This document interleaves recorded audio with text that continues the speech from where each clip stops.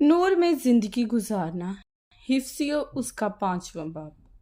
بس عزیز فرزندوں کی طرح خدا کی مانت بنو اور محبت سے چلو، جیسے مسیح نے تم سے محبت کی اور ہمارے واسطے اپنے آپ کو خوشبو کی مانت خدا کی نظر کر کے قربان کیا، اور جیسا کہ مقدسوں کو مناسب ہے تم میں حرام کاری اور کسی طرح کی ناپاکی یا لالچ کا ذکر تک نہ ہو، اور نہ بے شرمی اور نہ بے ہودگی اور ٹھٹھے بازی کا، کیونکہ یہ لائق نہیں، بلکہ برعکس اس کے شکر گزاری ہو، کیونکہ تم یہ خوب جانتے ہو کہ کسی حرام کار یا ناپاک لالچی کی جو بت پرست کے برابر ہیں مسیح اور خدا کی بادشاہی میں کچھ میراث نہیں۔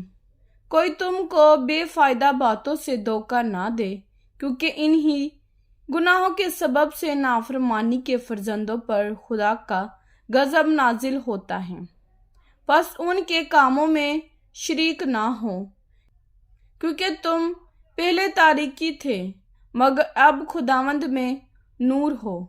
بس نور کے فرزندوں کی طرح چلو، اس لیے کہ نور کا پھل ہر طرح کی نیکی اور راست بازی اور سچائی ہے، اور تجربے سے معلوم کرتے رہو کہ خداوند کو کیا پسند ہے، اور تاریکی کے بے پھل کاموں میں شریک نہ ہو، بلکہ ان پر ملامت ہی کیا کرو، کیونکہ ان کے پوشیدہ کاموں کا ذکر بھی کرنا شرم کی بات ہے۔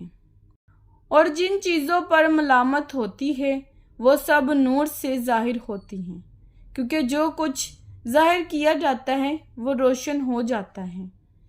اس لیے وہ فرماتا ہے، اے سونے والے جاگ اور مردوں میں سے جی اٹھ، تو مسیح کا نور تجھ پر چمکے گا۔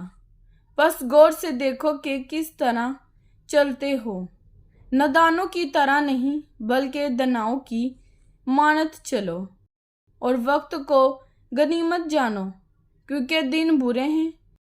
اس سبب سے نادان نہ بنو، بلکہ خداوند کی مرضی کو سمجھو کہ کیا ہے، اور شراب میں متوالے نہ بنو، کیونکہ اس سے بد چلنی واقع ہوتی ہے، بلکہ روح سے معمور ہوتے جاؤ، اور آپس میں مزامیر اور گیت اور روحانی غزلیں گایا کرو، اور دل سے خداوند کے لیے گاتے بجاتے رہا کرو، اور سب باتوں میں ہمارے خداوند یسوع مسیح کے نام سے ہمیشہ خدا باپ کا شکر کرتے رہو۔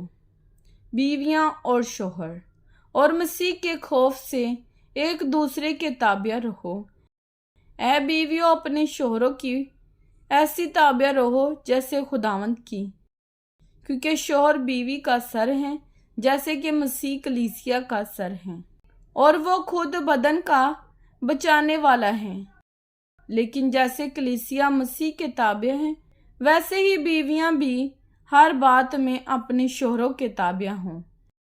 اے شوہروں، اپنی بیویوں سے محبت رکھو، جیسے مسیح نے بھی کلیسیا سے محبت کر کے اپنے آپ کو اس کے واسطے موت کے حوالے کر دیا، تاکہ اس کو کلام کے ساتھ پانی سے غسل دے کر اور صاف کر کے مقدس بنائے، اور ایک ایسی جلال والی کلیسیا بنا کر اپنے پاس حاضر کرے، جس کے بدن میں داغ یا جوری یا کوئی اور ایسی چیز نہ ہو، بلکہ پاک اور بے عیب ہو۔